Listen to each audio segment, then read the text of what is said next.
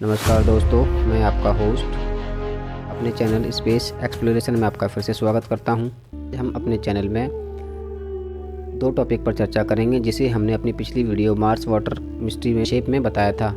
आज हम इस वीडियो में उन दोनों टॉपिक पर विस्तार में चर्चा करेंगे। चलिए शुरू करते हैं अपने इस वीडियो को। सबसे पहले हम चर्चा करेंगे मेवन पर। मेविन, जिसकी फुल फॉर्म होती है Mars atmosphere and volatile evolution, NASA का यह एक स्पेसक्राफ्ट है जिसे 2013 में मंगल ग्रह के वातावरण का अध्ययन करने के लिए लॉन्च किया गया था। आइए जानते हैं मेविन की प्रमुख बातें। इसको लॉन्च 18 नवंबर 2013 में किया और इसने मंगल ग्रह की कक्षा में प्रवेश 22 सितंबर 2014 को किया। इसका उद्देश्य था कि मंगल के ऊपरी वायुमंडल का अध्ययन करना और यह पता लगाना कि कैसे सूर्य की किरणों ने मंगल के वातावरण को खत्म किया। मेविन की खोज में सबसे महत्वपूर्ण खोज यह थी कि उसने यह पता लगाया कि मंगल के पतले वायुमंडल के कारण उसका पानी धीरे धीरे अंतरिक्ष में लीक हो गया। आइए मंगल ग्रह के वातावरण पर मेविन की प्रमुख खोजें क्या थी विस्तार से देखते हैं। पहला, उसने खोजा कि एक्सट्रीम एटमॉस्फेरिक इरोजन, यानी कि मेविन द्वारा की गई पहली महत्वपूर्ण खोजों में से यह एक थी। जैसे सौर हवा, जो सूर्य से लगातार प्रभावित होने वाले आवेशित कणों की धारा होती है, और सौर तूफान मंगल के वायुमंडल को धीरे धीरे छीनते रहते हैं। यह प्रक्रिया मंगल ग्रह की हैबिटेबिलिटी को बदलने में एक महत्वपूर्ण भूमिका निभाती है। इसने दूसरी जो खोज की उसमें थी new type of aurora. Maven ने मंगल ग्रह पर कई प्रकार की ऑरोरा, जिसे हम ध्रुवीय रोशनी कहते हैं, इसकी खोज की, जो तब उत्पन्न होती है जब हाई एनर्जी वाले कण वायुमंडल में प्रवेश कर गैसों को टकराते हैं और उन्हें चमकने पर मजबूर कर देते हैं। मेविन ने यह भी दिखाया कि मार्स पर इलेक्ट्रॉन्स के बजाय प्रोटॉन्स के कारण ऑरोरा बनती है। इसकी तीसरी महत्वपूर्ण खोज थी मंगल ग्रह का धूल भरा तूफान। सन 2018 में मेविन ने पूरे ग्रह को ढकने वाले धूल भरे तूफान का अध्ययन किया। उसने पाया कि इस तरह के तूफान मंगल के ऊपरी वायुमंडल में वाटर मॉलिक्यूल्स को सामान्य से अधिक ऊंचाई तक उठा देते हैं, जिससे अंतरिक्ष में पानी की हानि अचानक बढ़ जाती है। इसकी चौथी खोज में सबसे महत्वपूर्ण खोज थी mapping electric currents and twisted tail, यानी कि मेविन ने फर्स्ट टाइम मार्स ग्रह के इलेक्ट्रिक और मैग्नेटिक फील्ड का मानचित्रण किया, जिससे एक जटिल इलेक्ट्रिक करंट सिस्टम और ट्विस्टेड मैग्नेटॉइड का पता चला। यह प्रणाली मंगल के वायुमंडलीय क्षरण में महत्वपूर्ण भूमिका निभाती है। साथ ही साथ इसने यह भी बताया कि मंगल ग्रह का जल वाष्प ऊपरी वायुमंडल में पहुंचकर टूट जाता है, जिससे हाइड्रोजन अंतरिक्ष में उड़ जाती है, और मंगल पर मौसम परिवर्तन भी वायुमंडल के नुकसान को तेज करते हैं। मेविन मिशन ने यह समझने में मदद की कि मंगल कैसे एक समय पर पानी और वातावरण से भरपूर ग्रह से एक ठंडे और सूखे ग्रह में बदल गया।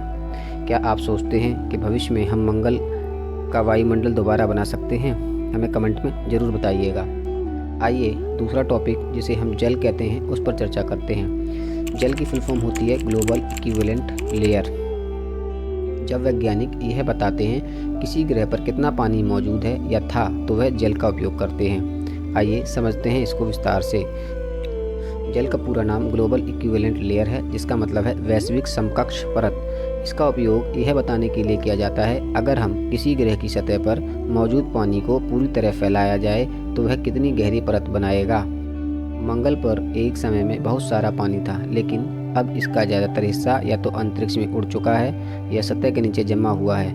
वैज्ञानिकों का यह मानना है कि मंगल ने इतना पानी खो दिया है कि उससे सैकड़ों मीटर गहरा महासागर बन सकता था। आज भी मंगल के अंदर 1 से 2 किलोमीटर गहरी जल के बराबर पानी मौजूद है, जो सतह के नीचे बर्फ परमाफ्रॉस्ट के रूप में जमा है। जल हमें मदद करता है कि मंगल कभी पानी से भरपूर ग्रह था या नहीं। इससे यह भी पता चलता है कि क्या भविष्य में मंगल पर पानी का इस्तेमाल किया जा सकता है। साथ ही वैज्ञानिक इस डेटा का उपयोग मंगल पर मानव बस्तियों की संभावना तलाशने के लिए कर रहे हैं। आप क्या सोचते हैं कि एक दिन क्या हम मंगल पर पानी खोजकर वहां जीवन संभव बना सकते हैं? हमें कमेंट में ज़रूर बताइएगा। हम तीसरा टॉपिक पढ़ते हैं ग्लोबल लेयर। ग्लोबल लेयर का अर्थ उस परत या स्तर से है जो किसी ग्रह या किसी बड़े खगोलीय पिंड की पूरी सतह को समान रूप से कवर करता है। उपयोग मोस्टली भूगोल, जलवायु अध्ययन और खगोल विज्ञान में किया जाता है। इसके 4 प्रकार होते हैं। आइए विस्तार से समझते हैं इन चारों प्रकारों को। पहला प्रकार है एटमॉस्फेरिक ग्लोबल लेयर। यह किसी ग्रह के चारों ओर मौजूद वायुमंडल को दर्शाती है। उदाहरण के लिए पृथ्वी का वायुमंडल ट्रोपोस्फियर, स्ट्रेटोस्फियर, मेसोस्फियर, थर्मोस्फियर और एक्सोस्फियर में बटा हुआ है।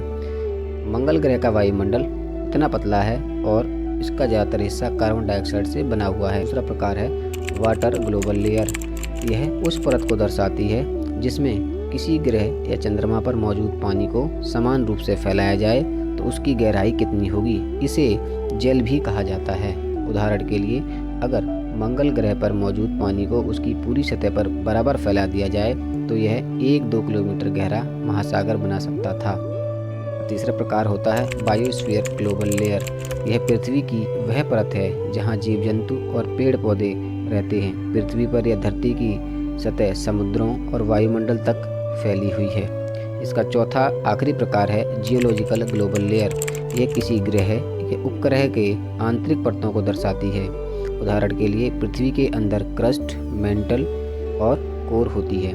वहीं चंद्रमा और मार्स के अंदर भी इस तरह की परतें पाई जाती हैं। मंगल ग्रह पर वैज्ञानिकों ने पाया है कि वहाँ ग्लोबल वाटर लेयर कभी बहुत गहरी थी, लेकिन धीरे धीरे उसका बहुत बड़ा हिस्सा अंतरिक्ष में लीक हो गया। नासा का मेवन मिशन यह अध्ययन कर रहा है कि मंगल का पानी कैसे गायब हुआ और वहाँ भविष्य में पानी का उपयोग किया जा सकता है या नहीं। ग्लोबल लेयर किसी भी ग्रह की संरचना और उसमें मौजूद संसाधनों को समझने में मदद करती है। यह विज्ञान, अंतरिक्ष अनुसंधान और पृथ्वी के पर्यावरण अध्ययन के लिए बहुत ही महत्वपूर्ण है। तो दोस्तों, आपको क्या लगता है कि मंगल पर भविष्य में इंसान बच सकते हैं? अपने विचार कमेंट में हमें ज़रूर बताइएगा। अगर आपको यह वीडियो पसंद आया तो लाइक करें, शेयर करें और हमारे चैनल को सब्सक्राइब करना ना भूलें। हम फिर मिलेंगे एक और रोमांचक यात्रा के साथ। तब तक के लिए जय हिंद,